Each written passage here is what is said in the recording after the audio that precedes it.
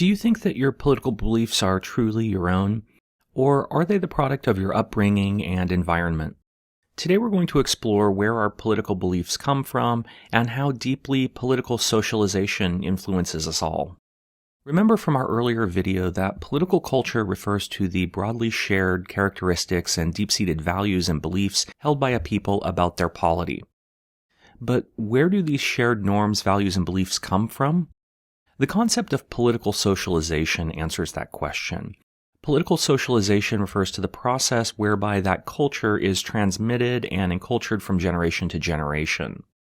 This process can take place through the explicit communication of values and feelings towards a politics, a process we generally refer to as direct socialization, or it can occur as our political views are inadvertently modeled from our experiences, a process referred to as indirect socialization.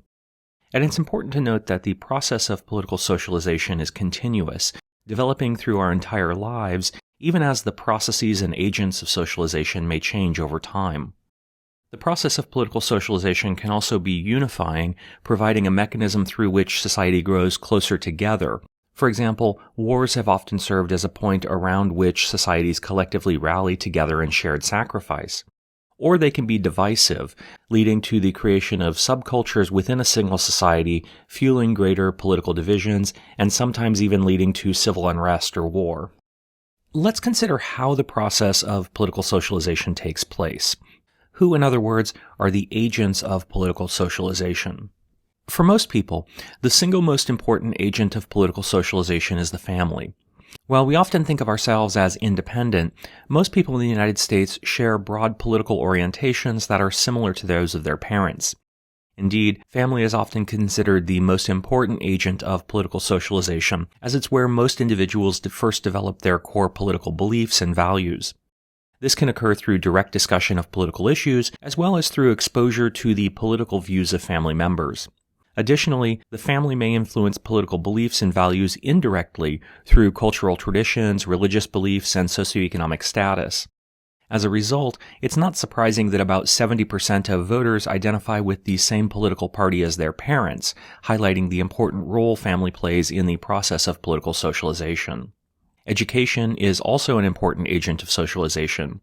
In the United States, schools socialize students through classes in American history and government, retelling the founding myths of the country and reinforcing core values like liberty, equality, individualism, and democracy.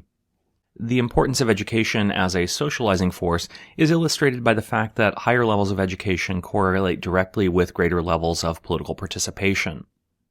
Social groups are a third socializing force. Here we can point to the impact of factors like race, religion, and gender on political identity. Peer groups, such as friends and acquaintances, can play a significant role in political socialization, shaping political beliefs and values through discussion, debate, and exposure to different perspectives. The media is also an important source of socialization, with the internet and social media quickly replacing more traditional sources of information like the nightly television news.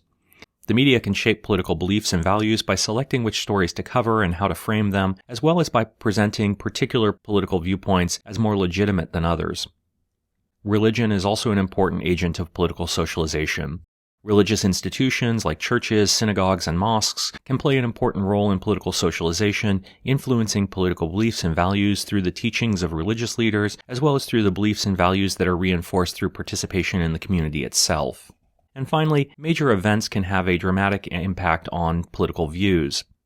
World War II, Vietnam, the end of the Cold War, 9/11, and most recently the COVID-19 pandemic have had lasting impacts on political views of the generations who lived through those times. Such events often lead to collective reevaluation of priorities, beliefs, and values at both the individual and societal levels. And as we've previously said, political socialization is a lifelong process where individuals form and refine their political beliefs and values over time. In childhood, the primary agents of political socialization are family and, to some extent, educational institutions. Children observe and absorb political cues from their parents and other family members. At this stage, learning is more implicit than explicit. Children may not understand the complex political ideologies, but they start recognizing symbols, political figures, and basic ideas of good and bad governance. The values and norms taught in the family, such as fairness, justice, and respect for authority, lay the groundwork for later political attitudes. During adolescence, the circle of influence expands beyond the family to include peers, teachers, and the media. This is a critical period for the development of individual political identity. Adolescents begin to engage more directly and critically with political concepts, and school education becomes more focused on civics, governmental structure, and history, providing a more formal understanding of political systems. This is the stage where individuals start forming their own political opinions, often influenced by peer groups, social media, and extracurricular activities like debates or student councils. Most people also begin to show an increased awareness and interest in current events and social issues, and this awareness can lead to the development of specific political views and sometimes activism. Finally, adulthood is marked by the consolidation and refinement of political beliefs and values. The experiences gained in the workplace, community involvement, and personal life experiences contribute significantly to the process. Major life events like starting a family, paying taxes, or buying a home can have profound impacts on political priorities and viewpoints. Adults are more likely to actively participate in the political process through voting, joining political parties, or engaging in political discussions and activism. Although political beliefs can solidify in adulthood, they're not immutable, and adults may reevaluate or change their political views based on experiences, changing social circumstances, or new information. Each stage of the process of political socialization is influenced by a combination of personal experiences, social interactions, and broad societal trends. The impact of political socialization, and especially the impact of life events, can be seen across a number of different generational groups, as each generation tends to develop unique political characteristics influenced by the historical, social, and economic contexts they grow up in. Born between 1928 and 1945, the silent generation grew up during the Great Depression and World War II. They tend to have a strong sense of duty, respect for authority, and commitment to community and nation. Largely influenced by wartime solidarity, economic hardship, and the post-war boom, the members of the silent generation tend to value stability and are often conservative in their political views. Baby boomers were born between 1946 and 1964. During their adolescence and young adulthood, they experienced the civil rights movement, the Vietnam War, and the sexual revolution, a period of great social change and political upheaval. While they're often distinguished by their strong work ethic, individualism, and sometimes a sense of entitlement, this generation is divided politically, with some holding more progressive views and others leaning towards conservatism. Generation X was born between 1965 and 1980 and grew up during the end of the Cold War, the rise of personal computing, and dramatic economic shift. Members of Gen X are often characterized as independent and pragmatic, but also deeply skeptical of institutions. Their outlooks were shaped by political scandals like Watergate, economic instability, and the advent of technology, and as a result, they tend to be politically independent rather than expressing deeper commitments to one political party or another like earlier generations tended to. Millennials were born between 1981 and 1996. They came of age during the internet boom and witnessed the 9/11 attacks and the Great Recession. Millennials tend to be highly educated, tech-savvy, and value diversity and inclusivity. The impact of rapid technological change, economic uncertainty, and global events tended to make them more liberal, supportive of social welfare programs, and more environmentally conscious than earlier generations. They're often characterized by a high level of civic engagement and advocacy for social change, though often express dissatisfaction with the traditional political processes.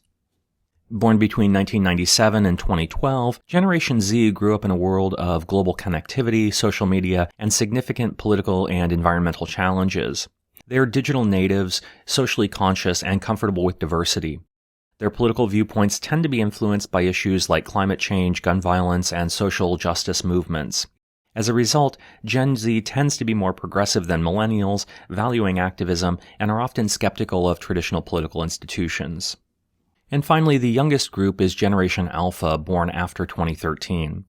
While Gen Alpha is still relatively young, they're predicted to be the most technologically immersed of any generation and will likely be influenced by ongoing technological advancements, climate change realities, and the aftermath of global events like the COVID-19 pandemic. And what's interesting is that we often see these generational differences reflected in polling data. For example, a 2022 poll by Statista found identification with the Republican Party declines in younger generations. While 39% of the silent generation identified as Republicans, only 17% of Gen Z does. Conversely, while 26% of the silent generation identified as political independents, over half of Gen Z and Millennials do. And on specific issues like climate change and same-sex marriage, these differences become even more profound. But that's it for now. Please leave any questions you have in the comments section below, and as always, thanks for watching. Bye.